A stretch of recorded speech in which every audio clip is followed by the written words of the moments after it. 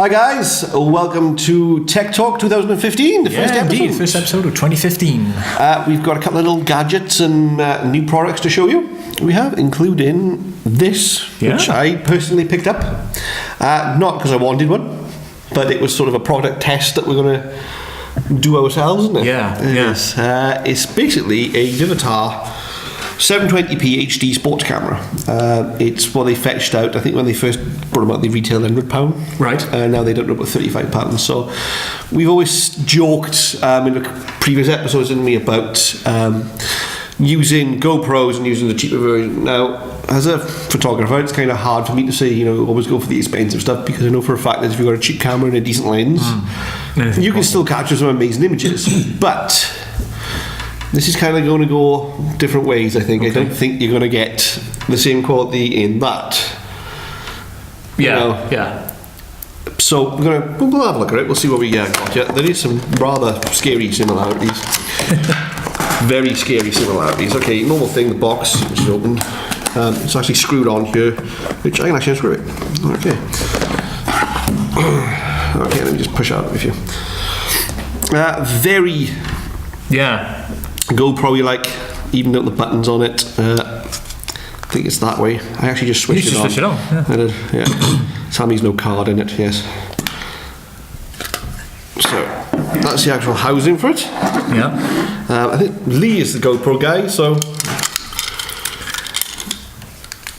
That is very similar. I think it is the same kind of material they've used for the housing as the other GoPro. Is it secure though? I don't know. It is a little. It possibly is, but I can get my thumbnail in there. Yeah. And that plastic clip there, it does seem a little bit flimsy. You don't want to be playing around with that and then suddenly it'll just bing. Yeah. And this has a G rating, so it has a good drop on it. Yeah. But it's going to be good to find out in a little test, I think, how good it actually is. The second thing is the actual camera. This is the Vivitar DVR 783 HD. Now, first things first, I like a miles difference in quality. This thing, the build quality in it is unbelievable. It's strong. It's made from, I think it's made from alloy. It is. This thing's just plastic. So they sort of pair them together. I don't know. I'll pass them to Lee for him to and have a look at the whole. First things first, I can tell is the weight. Yeah, this is a lot lighter. It is, isn't it? Yeah, it is. Now, how this can be a sports camera? I mean, they are light, but they have to be a certain build quality. Yeah, they do. I mean, for it to have a snowboarder on the cover, helmet cam, and a cyclist, and an underwater shot is what I'm still a bit dubious with. Right, there's some of the little built-in features. It's got a 5.1 megapixel digital sports camera, high definition 720p, 4 times digital zoom, 1.77 preview screen, which is on the back, which is really. I've actually looked at the preview screen and it is not the best of quality. It's very. I'd like to say out of time then. Right. Just, if you move it quickly, it cannot keep up pixels wise. But it is, I would say that's an advantage of the GoPro, really, that there is a screen on, on the base unit. I mean, you can get a GoPro, I'm not sure which version it is. It may be either the Silver or that Hero. I think it's the Hero. And it has the screen built in. But their screen obviously fills the entire space on the GoPro, whereas this is only about 2/3 of the case size. So. Waterproof case included, mount accessories, lithium battery built in, and an mini SD card, which you need by yourself. Okay. You do. Now, again, packaging wise, very GoPro, except for the screw. The cheap looking nut. Now, this is the shocking thing, is when you take... Right, there's USB cables. That is just a normal cover, I think, for it, the actual cover itself. Now, this is what I want to show everybody. This is a handlebar mount. Right. Now, even down to the thread, even down to the way it's mounted, it's got GoPro written all over it. I'm willing to even bet that the actual thread size will fit in a GoPro. Even to the point where you unscrew this. I think they come all the way out, yeah they do. And this comes apart, even down to the 3-prong, 2-prong Oh yes, yeah. Mount. So mount for the tripod. I've put this in the housing, and I don't know how to get it out of the housing. Okay. Just to let you know. Just leave it in the house. Oh God. But sorry, the screw fell apart. This is the dry housing. Was there any cover for your ports there? Did it come? No cover for the port. Which is that's why I'm a bit dubious with the actual waterproof housing. Because on the GoPro, of course, you have the little side panel there, which keeps your HDMI port, your USB port, and your micro SD slot clean and dry. It's exposed on the Vivitar, and that may cause problems, say, if you're in a dusty environment or in the desert, or doing something, or even in the water, and that you don't want those connections getting wet, because you will short circuit your camera. So. It will, yeah. Now, build quality wise for this, it's actually really good. This is a handlebar mount, and from what I can see, the actual mount itself, it's not bad quality. I don't know about how it's going to hold, because there's actually no padding in between there and your bike, so you probably need to go some bending or something. That's the plug, USB plug. Alright, I get you. That goes on there. Okay. And this is the helmet mount. Very similar again, though, to... I don't even know if that actually unclips there. Pushes out. But either way, this basically, you put it onto... I'll show you in my head. You put it onto the helmet and straight up feed it down through. Yeah. And then tie it off. And then tie it off, basically, inside the helmet. Again, still... Yeah.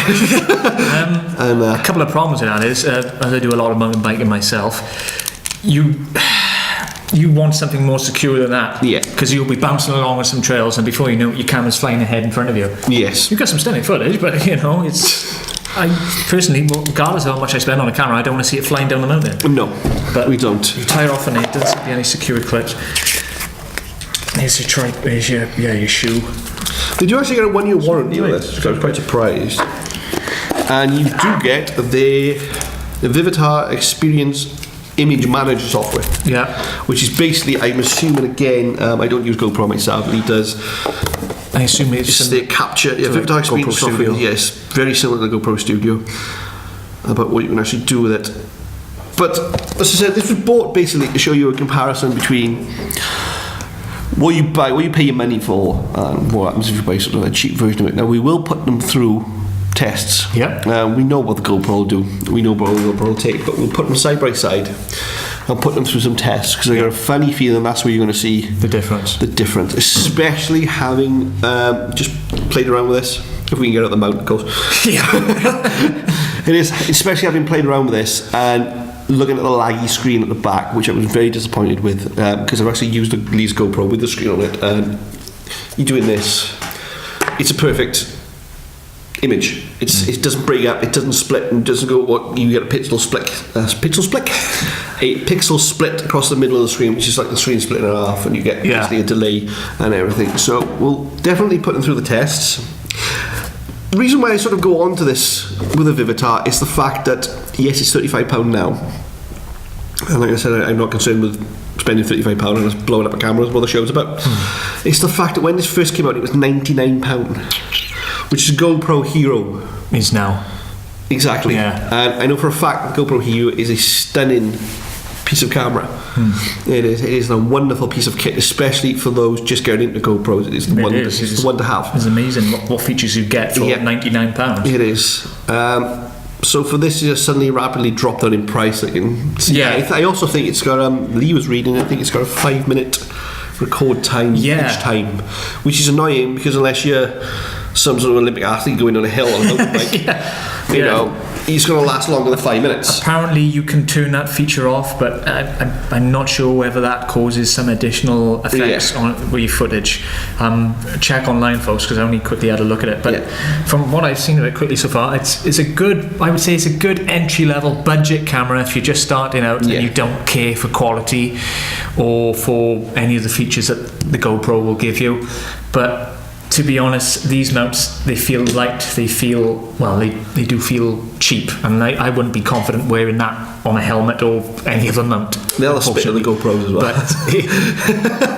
But we don't say that. That's not just me being bitter and saying, I paid X amount for this, and that's only the one thing we will point out is we're not sponsored by any camera company on this show. I am a Nikon fanboy, I'll admit that to anyone. Lee loves his GoPro stuff. We're not sponsored by any cameras on here, but for what you are paying for, it's nice to be able to just go up and get stuff like we did with this, to check and see what we got going on and see what it's like against the major brands. And I'm still dubious of actually putting it in here and doing a drop test. I'm doing a drop test because it's got a G rating, so and this, it doesn't feel like a G rating case. My concern with that is as well, you've got the thread there to mount it onto the tripod. That's directly in the case. If you put too much pressure on that, it's going to crack the case. Yeah. So that's another mark. Another one. I think one of the first one we'll try before we do a G rating on it is actually we'll put the camera in it, set it to record. We'll put it on an tripod arm, and we'll put it in a pond or something to see if it is waterproof. If it will last. Because all they actually got on the box is just waterproof. It doesn't say a depth rating or anything like that. No, there's nothing actually on here. Okay, it is. But so stick with us. We'll give it a good couple of tests now in the next couple of weeks, and then we'll put it through some stuff. Lee can put the footage on. And we'll let you have a look. All right. We will. All right. Okay, we'll get cleaned up in a minute and join us in a second for our little tripod that was recently purchased by me for my photography. So we'll be back in a minute.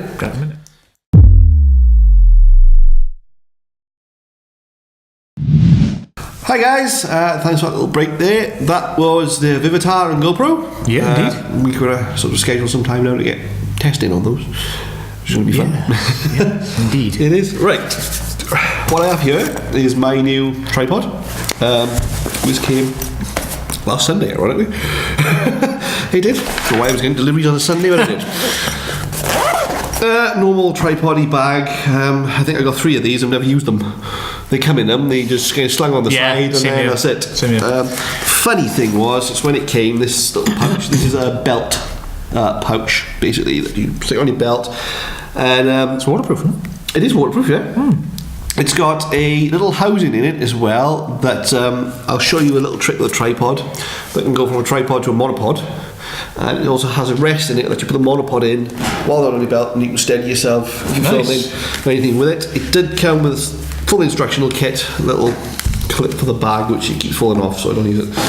And weirdest thing in the world. I got a VIP card. I'll show it to Lee. Oh yeah. It's like a proper little numbered credit card thing. It's a VIP card to go with your tripod. And you're supposed to show it at any... I don't even attempt to say the name. But it's all in Cantonese. Yeah. And the good old Allen key that they provide you with every tripod that, again, I've never used. So that came with it. Anyway, let's get on the actual tripod. Now this is tripod, it's aluminium. I didn't go for the next one up. I could have gone for the next one up, which was carbon fibre. Right. It was, which actually wasn't too bad. It wasn't too badly priced. The next one up on it. The reason I went for this is just basically weight. Yes, the carbon fibre one is much lighter, but when I'm out shooting, if it's windy, I want a nice steady. I know they're stronger, obviously being a carbon fibre legs and everything, but I still want that strength and weight to keep it down. Very easy to set it, pop the button in there, turn it back that way, pop the button in there, pop the button in there. There she is. There you go. She's set up. You got your centerpiece, which is right here, which you can lower and raise. There's also a bag clip if you want to weigh it down. Screw it up. This is then the fluid head. The actual one we are recording on, which is one I bought last year, the year before last, I think it was. I don't know. Not sure. Is a gas head. So we actually went a different style head on this one. This is a fluid head. This is much the same as well. A ball system that you can put to the side. There it is. You also got steady It's quite smooth. Really impressed how smooth it is. And then that's just an extra lock. Then the lock places in. One of the biggest features with this one, which is going to be a first for me, because normally we have a quick release plate on all tripods. Yeah. Quick release plate on there. This one is actually a slider plate. All right. There it is. So. That's your actual plate. You've got a slider plate here. Now, why I've chosen this is these slider plates all come in different sizes, but they're all interchangeable. Excuse my nose, I'm cold. So you can actually screw this up to the bottom of a bigger slider plate. Yeah. Put this back in here. Screw it up, and then you've got a bigger slider plate that sits on top of there to give you a steadier. Yeah. And of course, with this being flat, then you've got a sturdier thing. And one of the biggest things is Lee recently purchased a slider. Yes. Now, yes, it did. These will actually lock onto your slider. They will, because it's actually got a locking system. Yeah. For different sizes. Try that. Actually lock onto your slider. Yeah, try that. And keep it sturdier. So that's another reason why I bought it. Again, they all come with these little. I can never remember the name of the little bubble. Levels, thank you. On this one, I think there's 3. I don't know how safe you want to get your camera. It is, but here is the little trick. All these legs are quick release legs. If I turn the right bloody way, there you go. They are. Whereas again, most of the tripods we use are quick flick buttons. Yeah. So this is I'm kind of going a different way. It's also new, so it's stiff. It is. But should we have a look at the little trendy thing you can do with it? Yes, go on then. Right. Show it. Show and tell. Show and tell. First things first, I'm going to screw it here. Take it off here. Right. Also, the head can be removed. Okay. If you want to put bigger heads on, which again is a lovely feature because I know for a fact you can buy Manfrotto heads. Manfrotto, yeah. Manfrotto heads for this thing, and it's the same size screw nuts. Yeah. She'll fit straight on. And then you take. I don't remember which way to go now. This leg. Shit. Now, this is the only disappointing thing here. I don't know whether it's plastic or I think it's metal. Plastic. This is plastic. That's the only disappointing thing with it. Everything else seems to be. Apologies for the siren, folks. Yeah, a nice metal framed. Right, and there. And that's your monopod. Is your monopod. So. Hurry up. Yeah. Jeez, it's a roses. Everyone down. Something's happening.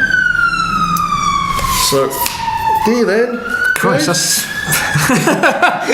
Is your monopod. It's about 6 foot. It is, but it's 2014 model. It is. I'm not even attempting to say the name. It begins with Q. It does. I'm not even going there. So this is the new model. The new tripod. I'm going to be field testing this vigorously. Yeah. Because at the moment I'm going through a 365-day photo shoot where I'm taking a photo a day, so I'm constantly out every morning with the camera. And the tripod's been a big part of it. If I'll put a link up, I'll get Lee to put a link up to the 500 pick stuff on my folder, because I've been doing a lot of tripod work. It is so cool. How much does that cost? Well, before Christmas, believe it or not, this thing was £240. After Christmas, because they got new models out and the gold is now green, they've reduced them to £50. Yeah. The carbon fibre one was £90, and I was at nearly £340 as well. You are looking at a massive savings. So anybody sort of buying tripods, don't buy them around Christmas, buy them after Christmas, because for some reason it's like, right, we'll sell all these at normal prices, and then once Christmas is over, we got our new models coming out that's got a different colour. Yeah. So we'll just get rid of the stock, and then we can pick up some real bargains. You can, really can. And where did you purchase this from? This was Amazon. From Amazon. This was an Amazon purchase. Sorry. You know, how many episodes have we been doing this, Mike? But again, very simple, very easy. If Lee borrows it one day and goes out, simple to use, simple to set up. I do like this thing spring loaded. They do, because normally these things are little hooks, like on the bottom of that one, which just pull out. Plastic, and it's plastic hook on that one. They do, and no matter what you've tried to stick on it, it just pulls out. It's disgusting. Yeah. It is. So there you go, guys. I'll try and get that back in here with double threading the bloody thing. There we go. We'll cut to some close-ups of that later on. As but there she is. I do like the fact it came with to protect the head. Little bag to protect the head. You don't get that with many tripods at all. So I'm really, really pleased with this. But one of the biggest things it's going to be used for the photography side is shooting long exposures, because I know it's going to be safe and sturdy on it. And using your slider with this is fantastic. Try. It's decent, sturdy tripod. It is. So there you go, guys. I'll give you a little field test for you as well. Get that sorted out. Brilliant. Okay. To wrap it up, it's going to be short and sweet. This it was in the news earlier in the week about Google Glass, and apparently how it's dead and it's gone. It's not. It's basically the end of that particular phase of Google Glass has stopped, and the team that were working on it are now forming their own company then within Google. So the Explorer program, as it was called, which gave software developers a chance to buy the Google Glass for about £990. That's what is closing, not the actual program itself. The Glass team will move out of the Google X division. Well, I love that name, Google X. Yeah. Which engages in their blue sky research and become a separate entity. And basically, Google Glass, if you don't know what it is, it's a pair of glasses. I love it. It's like a LED screen on the right eye. Yeah, it's on the right eye. And I think it's voice controlled, but you can surf the web and play music, all our video, all on thing. Yeah, it was fantastic. I've seen them up close, and they are pretty funky little things. They do I think it's a GPS thing with it. Yeah. For cyclists in London, it's amazing, because you just get this little thing in the corner of your eye, and there's little arrows telling you where to go, and a little voice in it, and your earphone. So they're incredible. They are really good. There's been a lot of controversy as well.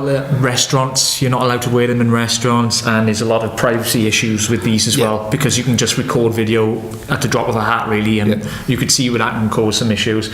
And there's just basically, they're not dying, they're not disappearing, they'll be coming back. They're being refined, because at the moment they do look a bit chunky, and the battery life is an issue.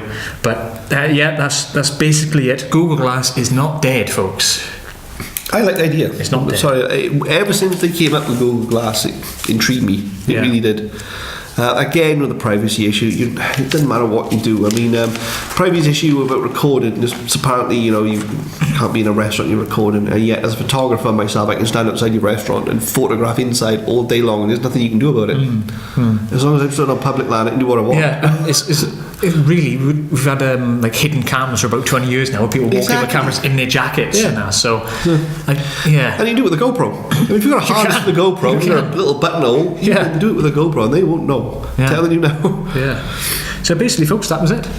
Yes, that's the first Tech Talk 2015. On the next episode, I'm going to be reviewing the Spider 4 Pro, which is a monitor calibration unit that I've just bought. We just got new monitors now, and it basically, you put it on your monitor with the software, and it calibrates your colours perfectly to match your photography. But it is the best one on the market.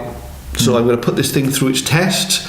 Not only am I going to put it through this test as a photographer, I'm going to bring it down to Lee's and put it on his monitors as a video editor, so we get everything calibrated correctly. Nice. It is. So look out for that one. That one's going to be a good one. It is.